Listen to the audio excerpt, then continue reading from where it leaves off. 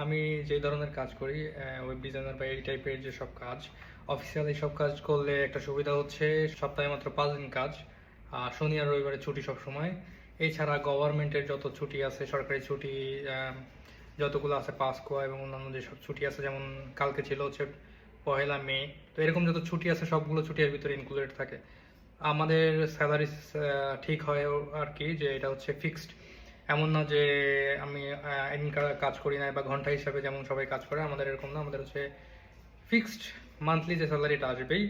সপ্তাহে যেমন গত সপ্তাহে আমরা মাত্র 3 দিন কাজ করছি অফিসে, 4 দিন ছুটি ছিল। এই সপ্তাহে যেমন আহ, একদিন ছুটি আছে, তো এরকম অনেক সপ্তাহে আছে 4 দিনও ছুটি আছে, 5 দিনও ছুটি আছে, যে মাত্র 2 দিন অফিস।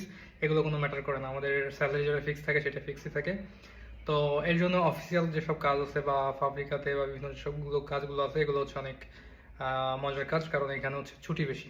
তো ইতালিতে যারা এই ধরনের কাজ করতে চান তাদের জন্য একটা প্লাস পয়েন্ট, সেটা হচ্ছে শনি রবিবার ছুটি পাবেন, ঘুরতে যেতে পারবেন, যতগুলো সরকারি ছুটি পাবেন সবগুলো ছুটিতে ঘুরতে যেতে পারবেন, কারণ অন্যান্য কাজে কিন্তু এরকম ছুটি দেয় না।